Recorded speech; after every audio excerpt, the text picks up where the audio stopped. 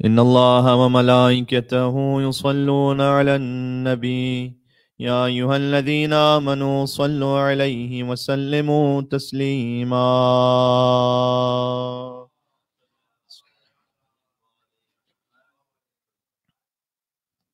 دعائے مجیر حضور مکرم صلی اللہ علیہ وآلہ وسلم سے منقول بڑی شان والی دعا ہے، اور روایت ہے کہ یہ دعا حضرت جبرائیل علیہ السلام نے حضور صلی اللہ علیہ وآلہ وسلم کو اس وقت پہنچائی جب آپ مسجد الحرام میں مقام ابراہیم پر نماز ادا کر رہے تھے۔ ایک بزرگ عالم ہے ابراہیم بن علی آملی کفعمی، تاریخ تشیع کے بڑے علماء میں سے ان کا نام ہے۔ ان کی اعمال اور دعاؤں کی دو مشہور کتابیں ہیں، ایک المصباح ہے اور ایک البلد الامین ہے۔ شیخ عباس قمی کے بقول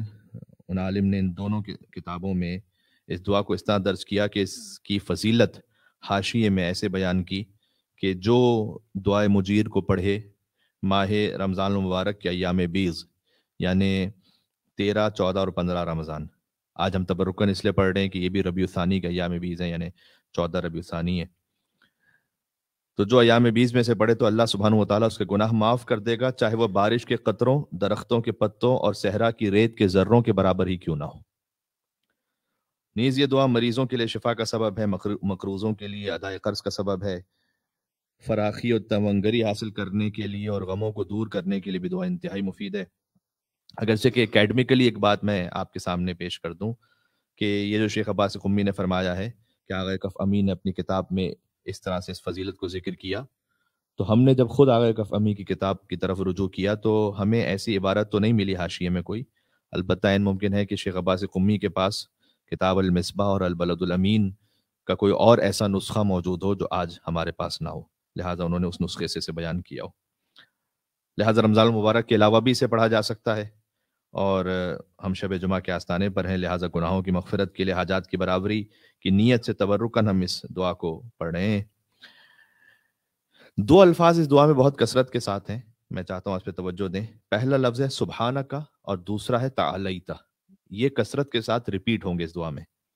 دونوں کا مطلب ذہن میں رکھیے گا تاکہ آپ دعا اچھی طرح سمجھ سکیں اور روحانی کیف اور لطف محسوس کر سکیں۔ سبحانکا یعنی وہ ہر عیب سے پاک اور منزہ ہے۔ ایک سبحانکا میں تمام صفات سلبیہ کا بیان ہے۔ ہر عیب سے پاک و منزہ ہے خدا، یعنی خدا مرکب نہیں ہے، جسم نہیں رکھتا، دکھائی نہیں دیتا، وہ جاہل نہیں ہے، عاجز و مجبور نہیں ہے، محل حوادث نہیں ہے، یعنی ایسا نہیں ہے کہ خدا اس میں تغیر ہوتا ہو، آج جوان ہے تو کل بوڑھا ہو جائے، آج خستہ ہے پھر تازہ دم ہو جائے، آج بھوکا ہے پھر سیر ہو جائے، اللہ کی حالت میں تبدیلی نہیں ہوتی۔ پھر ساتویں صفت سلبیہ یہ ہے کہ اس کا کوئی شریک نہیں ہے، آٹھواں یہ کہ اس کا کوئی مکان نہیں ہے، نواں یہ کہ خدا کسی کا محتاج نہیں ہے، دسواں یہ کہ خدا ظالم نہیں ہے۔ یہ تمام صفات آ جاتی ہیں ایک سبحانکا میں، وہ تمام عیوب سے پاک اور منزہ ہے۔ یعنی جب آپ یہ کہیں گے دعا میں مثلاً سبحانک یا ملک، کہ سبحان ہے تو اے ملک، یعنی تو ایسا بادشاہ ہے پروردگار کہ جو دکھائی نہیں دیتا، جو جسم نہیں رکھتا، تجھ میں تغیر نہیں ہوتا، تیرا کوئی شریک نہیں ہے، تیرا کوئی مکان نہیں ہے، تو کسی کا محتاج نہیں ہے، اور تو ظالم نہیں ہے، لہٰذا اللہ اپنی ہر صفت میں سبحان ہے۔ یہ ہے سبحانکا کا مطلب۔ پھر اس کے بعد ہے ایک اور لفظ تعالیتا۔ تعالیتا یعنی ہر بلندی اور کمال اللہ میں ہے اور لامحدود ہے، یعنی وہ عالم ہے، وہ قادر ہے، وہ حی ہے، وہ مرید ہے، مدرک ہے، سمیع ہے، بصیر ہے، متکلم ہے، صادق ہے، اور ان تمام صفات کی کوئی حد بھی نہیں ہے۔ تو اگر آپ صفات سلبیہ اور ثبوتیہ کو مد نظر رکھیں تو اس دعا میں تمام صفات ثبوتیہ اور تمام صفات سلبیہ کا ہم اللہ سبحانہ و تعالیٰ کی بارگاہ میں ذکر کرتے ہیں، اس کے تمام کمالات کا گویا۔ پھر ہم کہتے ہیں اجرنا من النار یا مجیر، ہمیں آتش جہنم سے پناہ دے دے اے بہترین پناہ دینے والے۔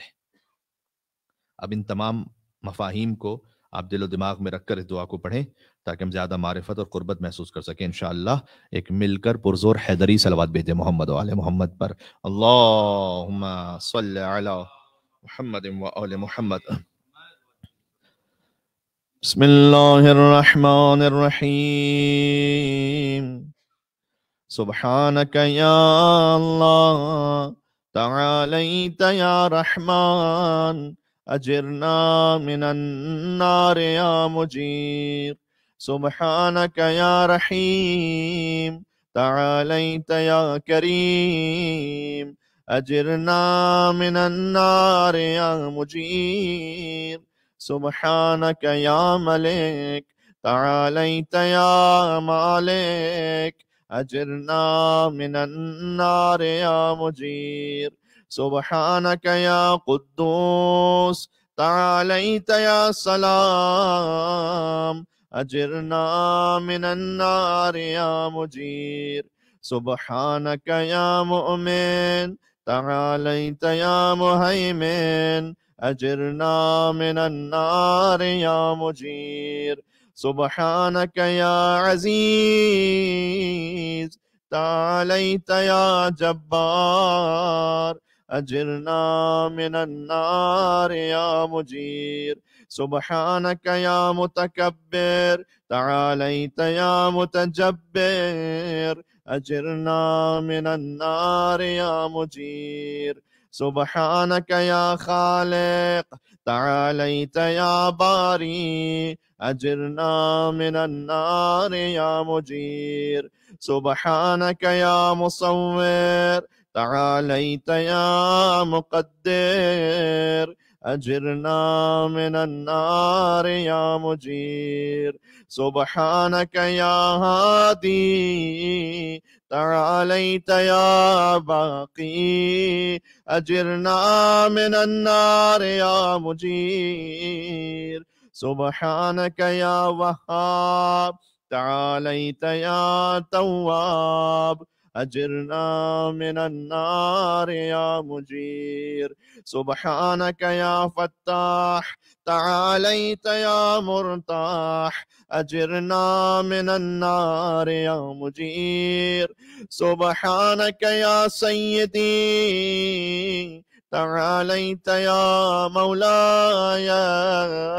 أجرنا من النار يا مجير سبحانك يا قريب تعاليت يا رقيب أجرنا من النار يا مجير سبحانك يا مبدي تعاليت يا معيد أجرنا من النار يا مجير سبحانك يا حميد تعاليت يا مجيد أجرنا من النار يا مجير سبحانك يا قديم تعاليت يا عظيم أجرنا من النار يا مجير سبحانك يا غفور تعاليت يا شكور أجرنا من النار يا مجير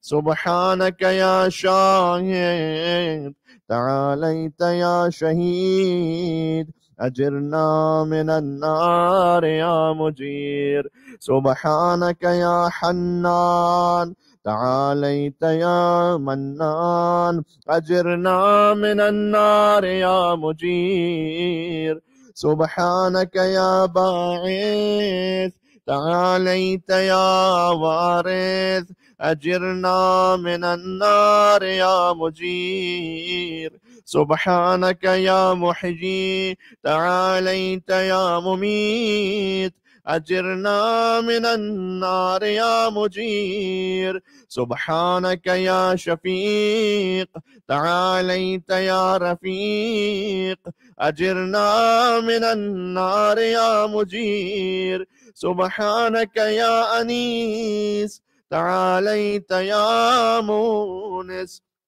أجرنا من النار يا مجير سبحانك يا جليل تعاليت يا جميل أجرنا من النار يا مجير سبحانك يا خبير تعاليت يا بصير أجرنا من النار يا مجير سبحانك يا حفي تعاليت يا ملي أجرنا من النار يا مجير سبحانك يا معبود تعاليت يا موجود أجرنا من النار يا مجير سبحانك يا غفار تعاليت يا قهار أجرنا من النار يا مجير سبحانك يا مذكور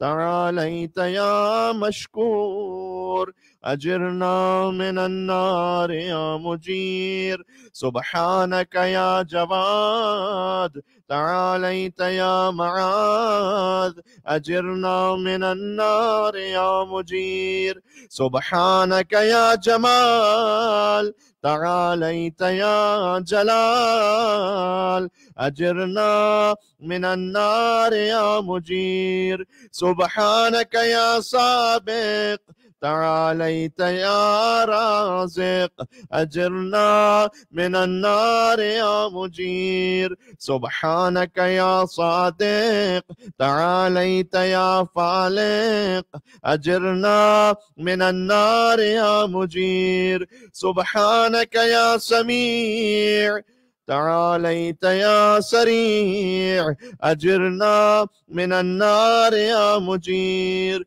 سبحانك يا رفيع تعاليت يا بديع أجرنا من النار يا مجير سبحانك يا فعال تعاليت يا متعال أجرنا من النار يا مجير سبحانك يا قاضي تعاليت يا راضي أجرنا من النار يا مجير سبحانك يا قاهر تعاليت يا طاهر أجرنا من النار يا مجير سبحانك يا عالم تعاليت يا حاكم أجرنا من النار يا مجير سبحانك يا دائم تعاليت يا قائم أجرنا من النار يا مجير سبحانك يا عاصم تعاليت يا قاسم أجرنا من النار يا مجير سبحانك يا غني تعاليت يا مغني أجرنا من النار يا مجير سبحانك يا وفي تعاليت يا قوي أجرنا من النار يا مجير سبحانك يا كافي تعاليت يا شافي أجرنا من النار يا مجير سبحانك يا مقدم تعاليت يا مؤخر أجرنا من النار يا مجير سبحانك يا أول تعاليت يا آخر أجرنا من النار يا مجير سبحانك يا ظاهر تعاليت يا باطن أجرنا من النار يا مجير سبحانك يا رجاء تعاليت يا مرتجى أجرنا من النار يا مجير سبحانك يا ذا المن تعاليت يا ذا التول أجرنا من النار يا مجير سبحانك يا حي تعاليت يا قيوم أجرنا من النار يا مجير سبحانك يا واحد تعاليت يا أحد أجرنا من النار يا مجير سبحانك يا سيد تعاليت يا صمد أجرنا من النار يا مجير سبحانك يا قدير تعاليت يا كبير أجرنا من النار يا مجير سبحانك يا والي تعاليت يا متعالي أجرنا من النار يا مجير سبحانك يا علي تعاليت يا أعلى أجرنا من النار يا مجير مجير سبحانك يا ولي تعاليت يا مولا أجرنا من النار يا مجير سبحانك يا ذاري تعاليت يا باري أجرنا من النار يا مجير سبحانك يا خافض تعاليت يا رافع أجرنا من النار يا مجير سبحانك يا مقسط تعاليت يا جامع أجرنا من النار يا مجير سبحانك يا معز تعاليت يا مذل أجرنا من النار يا مجير سبحانك يا حافظ تعاليت يا حفيظ أجرنا من النار يا مجير سبحانك يا قادر تعاليت يا مقتدر أجرنا من النار يا مجير سبحانك يا عليم تعاليت يا حليم أجرنا من النار يا مجير سبحانك يا حكم تعاليت يا حكيم أجرنا من النار يا مجير سبحانك يا معطي تعاليت يا مانع أجرنا من النار يا مجير سبحانك يا ضار تعاليت يا نافع أجرنا من النار يا مجير سبحانك يا مجيب تعاليت يا حسيب أجرنا من النار يا مجير سبحانك يا عادل تعاليت يا فاصل أجرنا من النار يا مجير سبحانك يا لطيف تعاليت يا شريف أجرنا من النار يا مجير سبحانك يا رب تعاليت يا حق أجرنا من النار يا مجير سبحانك يا ماجد تعاليت يا واجد أجرنا من النار يا مجير سبحانك يا عفو تعاليت يا منتقم أجرنا من النار يا مجير سبحانك يا واسع تعاليت يا موسع أجرنا من النار يا مجير سبحانك يا رؤوف تعاليت يا عطوف أجرنا من النار يا مجير سبحانك يا فرد تعاليت يا وتر أجرنا من النار يا مجير سبحانك يا مقيت تعاليت يا محيط أجرنا من النار يا مجير سبحانك يا وكيل تعاليت يا عدل أجرنا من النار يا مجير سبحانك يا مبين تعاليت يا متين أجرنا من النار يا مجير سبحانك يا بر تعاليت يا ودود أجرنا من النار يا مجير سبحانك يا رشيد تعاليت يا مرشد أجرنا من النار يا مجير سبحانك يا نور تعاليت يا منور أجرنا من النار يا مجير سبحانك يا نصير تعاليت يا ناصر أجرنا من النار يا مجير سبحانك يا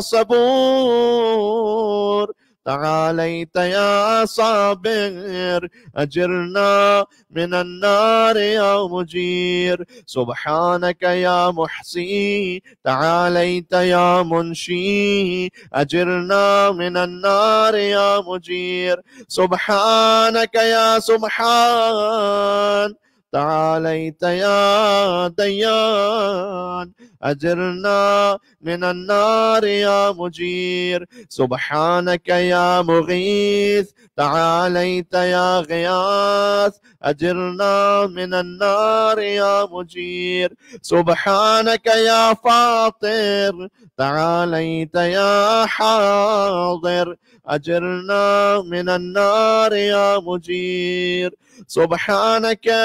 يا ذا العز والجمال تباركت يا ذا الجبروت والجلال سبحانك لا إله إلا أنت سبحانك إني كنت من الظالمين فاستجبنا له ونجيناه من الغم وكذلك ننجي المؤمنين وصلى الله على سيدنا محمد وآله أجمعين والحمد لله رب العالمين وحسبنا الله ونعم الوكيل ولا حول ولا قوة إلا بالله العلي العظيم.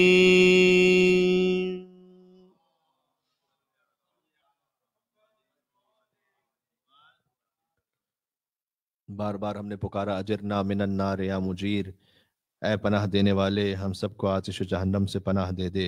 شب جمعہ کے آستانے پر ہیں۔ روایت میں ہے کہ حضور مکرم کے پاس جب موت کا فرشتہ آیا، ان سے اجازت لے کر پہنچا حضور کی خدمت میں، تو حضور نے فرمایا کہ ذرا کچھ رک جاؤ، اور حضور نے کہا پروردگار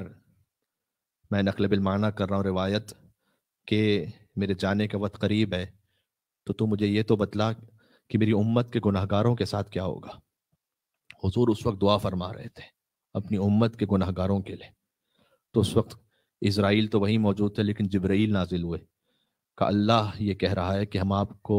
اتنا حق کے شفاعت دیں گے، اتنا حق کے شفاعت دیں گے کہ وَلَسَوْفَ يُعْطِيكَ رَبُّكَ فَتَرْضَىٰ، آپ اپنے رب سے راضی ہو جائیں گے۔ اللہ اکبر۔ حضور اس وقت مطمئن ہو گئے کہ میری امت کے گناہ گاروں کو شفاعت نصیب ہو جائے گی۔ آج افضل الانبیاء حضور مکرم کے مصائب میں سے چند جملوں کا ذکر کرنا چاہتا ہوں۔ کائنات کی وہ افضل ترین ہستی جن کے سبب سے ساری نعمتوں کا وجود ہے، جن کی وجہ سے ہر عزیز باعزت ہے، حضور کے سبب سے علی علی ہیں، حسن حسن ہے، حسین حسین ہے، جنہوں نے قرآن جیسی کتاب اللہ سے لے کر ہمیں پہنچائی ہے، وہ نبی مصطفیٰ ہے صلی اللہ علیہ وآلہ وسلم۔ کیا شان ہے مرسل اعظم کی۔ ہم سے کوئی ایک اچھی بات ہو جائے تو ہم ہر جگہ تشہیر کرتے ہیں، ہم کہتے ہیں کہ ہم نے وہ بات کہی تھی، لیکن کیا دیانت ہے رسول اللہ کی۔ صاف صاف کہہ دیا کہ یہ قرآن میرا کلام نہیں ہے، یہ اللہ سبحانہ وتعالیٰ کا کلام ہے۔ 26 اور 27 سفر المظفر روایت میں حضور شدید علیل تھے، چلنا پھرنا بھی محال ہو گیا تھا حضور کا، لیکن 28 سفر کو جب دنیا سے پردہ فرمانا تھا تو بے اختیار اپنے حجرے سے باہر آئے، مسجد میں تشریف لے گئے اور فرمایا ایھا الناس انی تارک فیکم الثقلین، میں تمہارے درمیان دو بھاری چیزیں چھوڑ کر جا رہا ہوں، کتاب اللہ، ایک اللہ کی کتاب ہے، وعطرتی اہل بیتی، دوسری میری عطرت میرے اہل بیت ہیں۔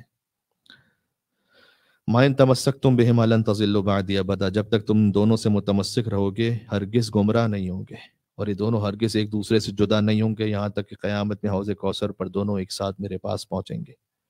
اس کے بعد حضور مکرم حجرے میں تشریف لے گئے اور فرمایا کہ میری بیٹی کو میرے پاس بلاؤ۔ زہرا سلام اللہ علیہا آئیں تو باپ نے بیٹی کے گلے میں باہیں ڈال دی اور فرمایا کہ مجھے معلوم ہے کہ میرے بعد آپ کے ساتھ کیا ہونے والا ہے زہرا۔ ہائے ہائے ہائے، حضور مکرم کے ایسے مصائب ہیں نا۔ بی بی سے فرماتے ہیں حضور مکرم کہ بیٹی ایک ایک شے آپ سے چھین لی جائے گی، لیکن بیٹی گھبرائیے گا نہیں۔ اب بیٹی کے سامنے جب باپ رخصت ہو رہا ہے، اچھا کچھ یاد آیا کربلا میں بھی ایک بیٹی اپنے باپ کے قدموں سے کیسے لپٹی ہوئی تھی، بابا مجھے چھوڑ کر نہ جائیے بابا، ایک بار اور مجھے گود میں لے لو بابا۔ یہاں بی بی فاطمہ تو زہرا نے گریہ کیا، اس لیے کہ حضور جب رخصت ہو رہے تھے حضور نے فرمایا بیٹی میرے مرنے کے بعد میرے اہل بیت میں سب سے پہلے آپ مجھ سے ملاقات کریں گے، لہذا صبر کیجیے گا بیٹی۔ یا اللہ، یعنی اگر نقل بالمعنی کرو روایت تو گویا حضور کہنا چاہتے ہیں کہ اے بیٹی 3 مہینے نہ گزریں گے کہ میں آپ کو اپنے پاس بلا لوں گا. اس وقت روایت میں ہے کہ فاطمہ تو زہرا مسکرائیں. یا اللہ کتنی تمنا تھی بی بی فاطمہ کو لقائے رسول کی کہ اس شدت غم میں بھی بی بی اس وقت مسکرائیں جب پتہ چل گیا کہ فاطمہ بھی چند دن بعد رخصت ہو جائیں گے. پھر حضور نے فرمایا کہ میرے نواسے کہاں ہیں؟ نواسے آئے، نانا کے قدموں سے لپٹ گئے. حضور نے آواز دی، نواسوں تمہاری جگہ میرے پاؤں میں نہیں ہے، میرے سینے پر ہے. نواسوں کو اپنے سینے سے لگایا. حسین سے مخاطب ہو کر فرمایا صبرن یا ابا عبداللہ، حسین کربلا میں صبر کرنا. کانی انظرو یا اللہ علی الصبایا علی اقطاب المطایا، گویا میں دیکھ رہا ہوں کہ قیدیوں کو رسیوں میں جکڑ کر لے جایا جا رہا ہے. یہ حضور نے فرمایا وقد اہدی رأس ولدی الحسین الی یزید لعنہ اللہ، اور میرے بیٹے حسین کے سر کو ہدیہ کیا جائے گا یزید کی طرف. فواللہ ما ينظر احد الى رأس الحسین ويفرح، تو بس خدا کی قسم جب سب حسین کے سر کو دیکھیں گے تو خوشی منا رہے ہوں گے. پھر حسین کے بعد اپنی نواسی کو سینے سے لگایا. غور کیجئے گا حضور مکرم کے مصائب کم پڑھے جاتے ہیں تفصیل سے، تو میں نے چاہا کہ آج وہ آخری روایت پڑھوں یا حضور کے وقت آخر کا حال آپ کے سامنے پڑھوں. بی بی زینب فرماتی ہیں کہ اپنے نانا سے کہ نانا میں نے خواب دیکھا ہے کہ میں ایک درخت کے نیچے کھڑی ہوں کہ غضب کی آندھی آئی اور وہ درخت زمین سے اکھڑ گیا. نانا میں نے ایک شاخ کو سنبھالا تو وہ شاخ بھی ٹوٹ گئی. پھر میں نے دوسری ڈالی کا سہارا لیا تو وہ ڈالی بھی ٹوٹ گئی. پھر میں نے آخری ڈالی پکڑ لی کہ وہ شاخ بھی ٹوٹ گئی. نانا جب میرے لیے کوئی سہارا نہیں رہا تو میں اس بیابان میں تنہا کھڑی تھی. نانا مجھے اس کی تعبیر ارشاد فرمائیے گا. حضور مکرم نے فرمایا کہ زینب وہ جو درخت جس کی جڑیں اکھڑ رہی ہیں وہ میں ہوں، میں اس دنیا سے جا رہا ہوں. پھر جس شاخ کو تم تھامو گی وہ تمہاری ماں ہے، ان کا سایہ بھی سر سے اٹھ جائے گا. پھر باپ کے ساتھ رہو گی تو تمہارے بابا بھی شہید ہو جائیں گے. پھر بھائیوں کے سہارے رہو گی، لیکن اس دن تم صبر کرنا جب حسین رخصت آخر کے لیے آئے گا. اس دن آپ اکیلی رہ جائیں گی ہے زینب، پنجے تن میں سے کوئی باقی نہ بچے گا.